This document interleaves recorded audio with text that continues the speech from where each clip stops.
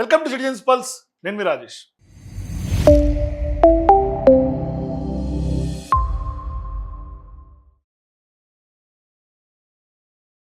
ఒక్కసారిగా ఆకాశం నుంచి వర్షం లేదు, తుఫాను హెచ్చరిక లేదు.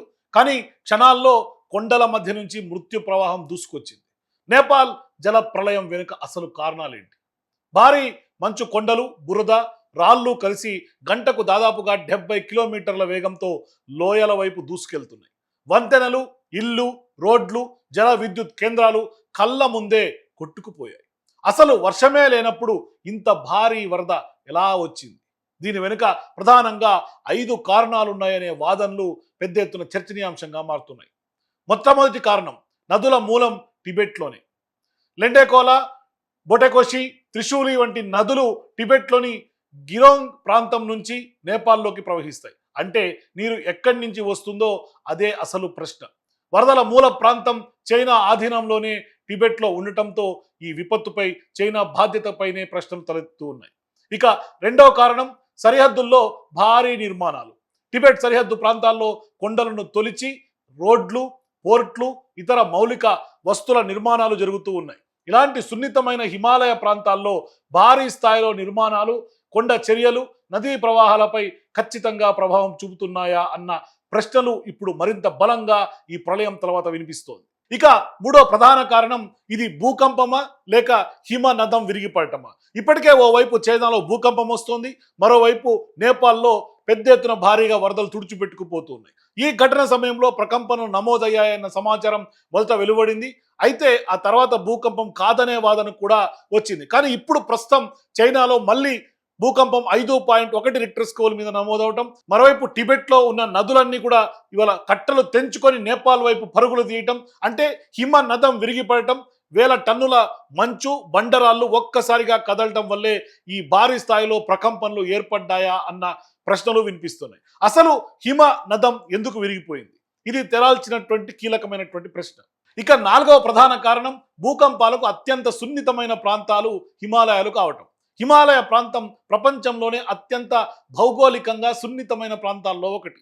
భారత్ యురేషియన్ టెక్టానిక్ ప్లేట్లు ఢీకొన్న ప్రాంతం కావడంతో భూకంపాలు, కొండ చర్యలు, హిమ నదాల కదలికలు ఎప్పుడూ ప్రమాదమే. ఇలాంటి ప్రాంతాల్లో భారీ నిర్మాణాలు ఎంతవరకు సురక్షితం అన్న ప్రశ్న కూడా ఇక్కడ తలెత్తుతోంది. ఇది నేపాల్కే కాదు, దిగువ ఉన్న భారత్కు కూడా పెద్ద పెను ముప్పు వాటిల్లే ప్రమాదం ఉంది. దీంతోనే ఇప్పుడు అసలైనటువంటి కీలక ప్రశ్నలు తెర మీదకి వస్తూ ఉన్నాయి. సో ఇక ఐదవ ప్రధాన కారణం, చైనా భారీ స్థాయిలో నిర్మిస్తున్న రోడ్లు, రైల్వే ప్రాజెక్టులు. టిబెట్లో చైనా భారీ స్థాయిలో రోడ్లు, రైల్వే ప్రాజెక్టులు నిర్మించడం, సరిహద్దు మౌలిక వస్తువుల కోసం నిర్మిస్తూ ఉంది. అయితే ఇది సాధారణ ప్రాంతం కాదు. వేల మీటర్ల ఎత్తులో ఉన్న మంచు పర్వతాలు, బలహీనమైన భూభాగం, భూకంపాల ముప్పు వాటిల్లే అవకాశము ఉంది. ఇలాంటి ప్రాంతాల్లో భారీ నిర్మాణాలు పర్యావరణంపై, కొండల స్థిరత్వంపై ప్రభావం చూపుతున్నాయా అంటే అవే అనుమానాలు ఇప్పుడు చర్చకు వస్తున్నాయి. అవుననే బలమైనటువంటి వాదన వినిపిస్తుంది. ఇక్కడ అసలు ట్విస్ట్ ఏంటంటే, ఈ వరద సాధారణ వర్షపు నీరు కాదు. హిమ నదం విరిగిపడటం, భారీ శిథిలాలు నదిలో పడటం, నదీ ప్రవాహం అడ్డుకోవడం, అక్కడ భారీ సదస్సు ఏర్పడటం, ఆ సహజ ఆనకట్ట ఒక్కసారిగా తెగిపోవటం. ఇప్పుడు కూడా టిబెట్లో భారీ స్థాయిలో ఆనకట్టలు తెగిపోయి నేపాల్ వైపు దూసుకొస్తోంది. ఇదే జల ప్రళయానికి దారితీస్తున్నటువంటి ప్రధాన పరిణామం. అందుకే ముందస్తు హెచ్చరిక వ్యవస్థలు కూడా విఫలమయ్యే అవకాశాలు ఏర్పడింది. నదిలో నీరు పెరుగుతున్నట్లుగా ముందుగానే కనిపించలేదు, వర్షము లేదు, సాధారణ వరద సంకేతాలు లేవు. కానీ పైభాగంలో మాత్రం ఒక భారీ నీటి బాంబు తయారైనట్టుగా మారిపోయింది. ఇక్కడే ఒకవైపు పర్యావరణం పైన అనుమానాలు రేకెత్తు ఉన్నాయి. పర్యావరణం కొంత దెబ్బతినటం, పర్యావరణ సమతుల్యత దెబ్బతినటం, అట్లాగే ఎల్నినో ఎఫెక్ట్ రావటం, మరోవైపు భారీ స్థాయిలో ఈ ఏడాది నుంచి హిమ నదాలు కరిగిపోయే ప్రమాదం ఉందని ముందుగానే భారీ స్థాయిలో ఆస్ట్రాలజర్లు హెచ్చరించినటువంటి నేపథ్యం.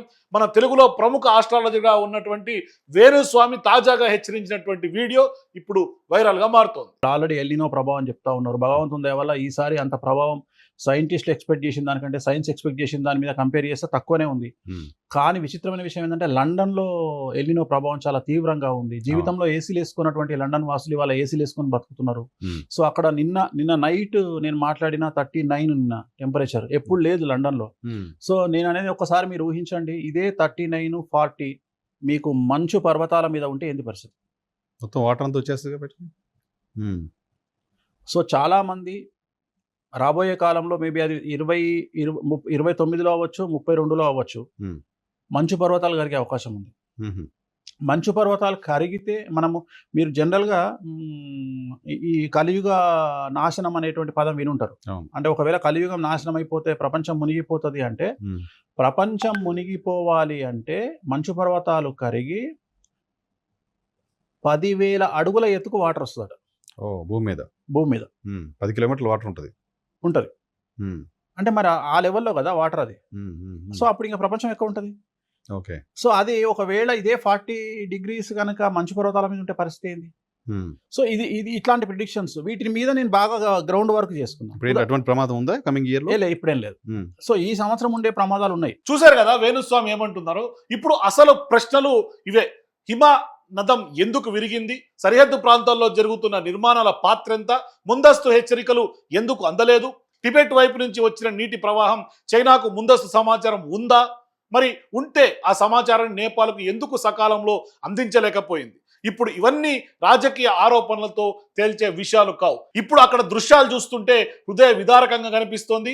భారీ స్థాయిలో వందలాది ప్రాణాలు కోల్పోయినటువంటి ఘటనగా మనం చెప్పుకోవచ్చు. మరోవైపు వందలాది మంది ఇప్పటికే అదే నీటి ప్రవాహంలో కొట్టుకుపోయి అదృశ్యమైనటువంటి పరిస్థితి. ఆ స్కూల్ రూమ్ లో ఎంత బృద పేరుకుపోయింది.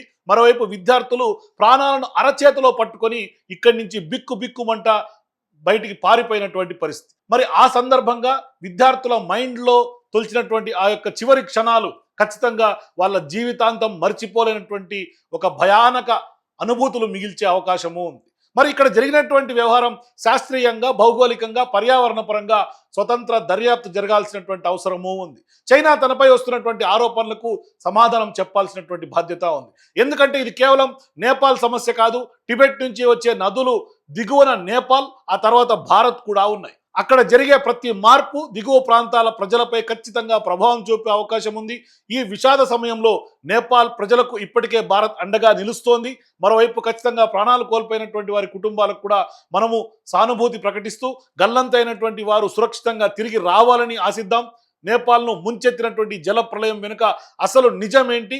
మరి ఆ నిజం ఖచ్చితంగా బయటికి రావాల్సినటువంటి అవసరం ఉంది. మీరు కూడా నేపాల్ వరదలకు అసలు కారణాలు ఏంటి? అసలు కారణం చైనానేనా?